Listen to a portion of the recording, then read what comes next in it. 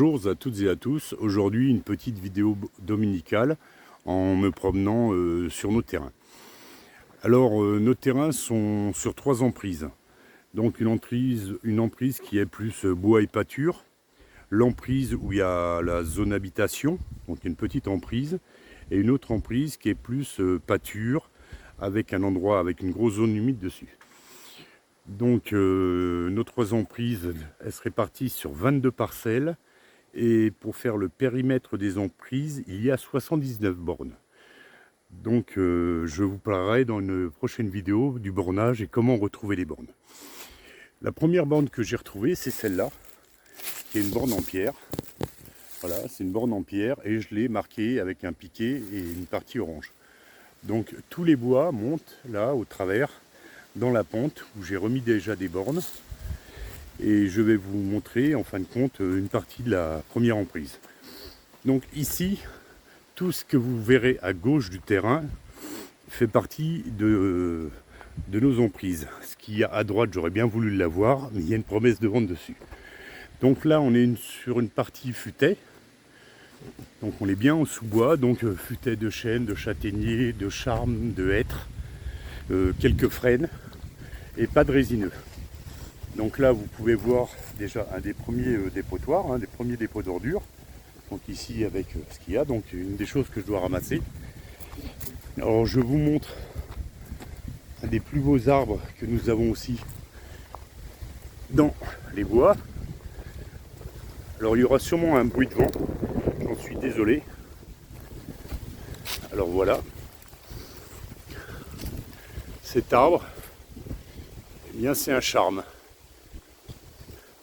Donc plus de 70 ans a priori, suivant le spécialiste du CRPF. Donc là on est sur de la chênaie et de la châtaigneraie. Encore un charme.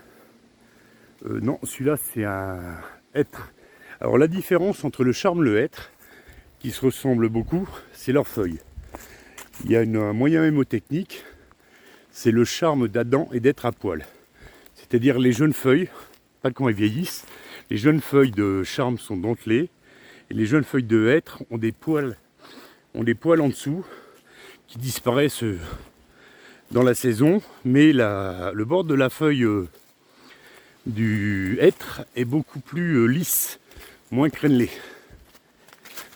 Donc comme vous pouvez voir, le chemin monte au sol. Des grosses pierres, en fin de compte qui ne sont pas des pierres mais des affleurements de granit, parce qu'on est sur un bassin granitique, comme le Morvan, comme les Ardennes, la Bretagne.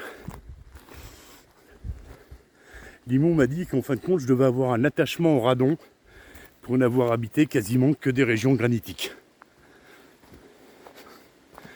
Donc on continue, toujours le chemin. Donc excusez mon essoufflement, je suis toujours enrhumé.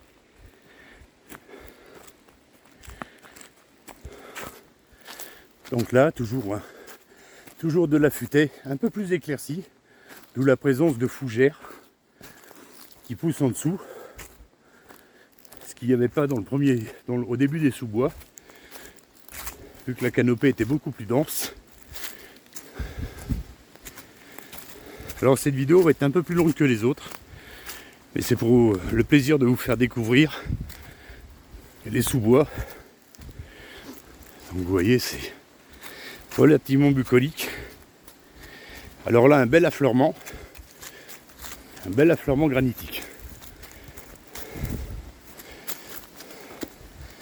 Alors là, on arrive sur une carrière. Ce qu'on appelle les carrières, qu'est-ce que c'est? Pour construire leur maison dans les hameaux, ils trouvaient un endroit où ils venaient extraire de la pierre. Donc ça, en Corrèze, il y en a beaucoup. Je pense que dans d'autres régions aussi.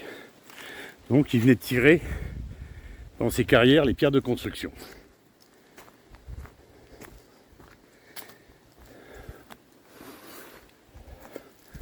Alors là on va changer de végétation, donc moins de fougères, un peu plus de ronces basses.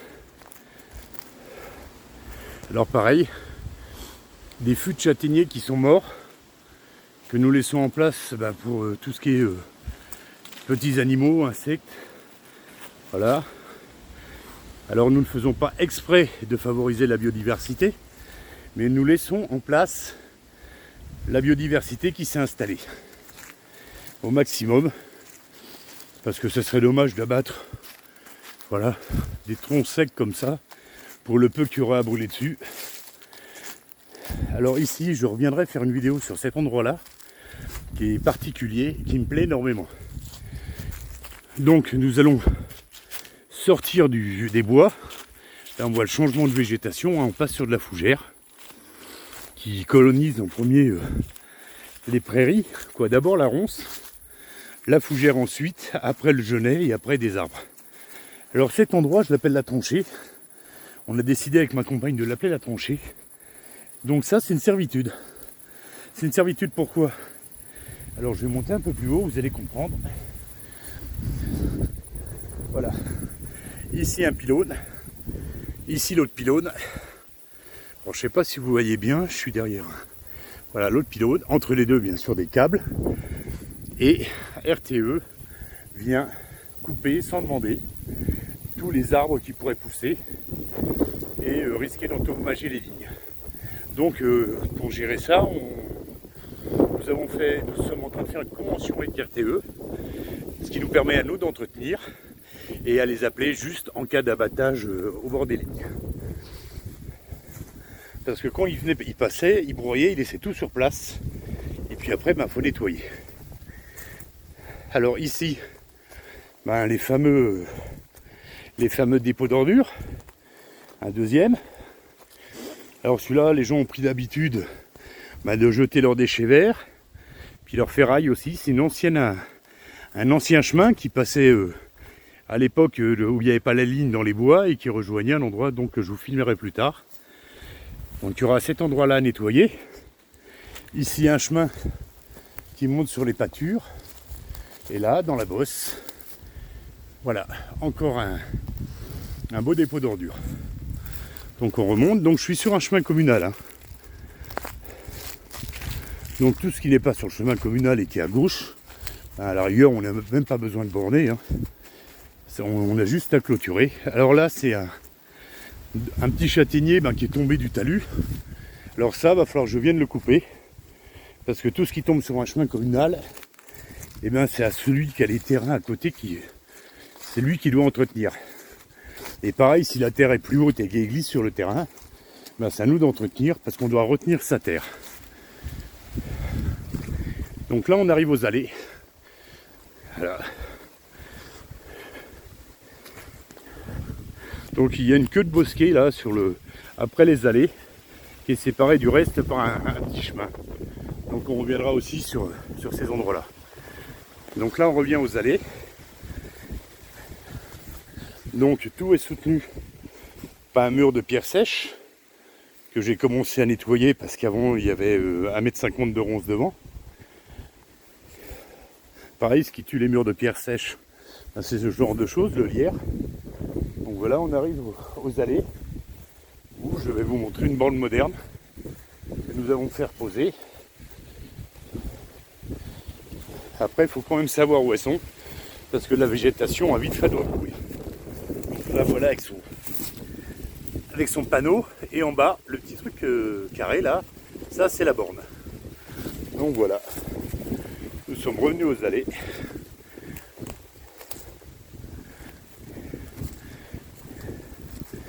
Et sur l'image de ces alignements de marronniers, je vais vous laisser en vous souhaitant une bonne fin de journée.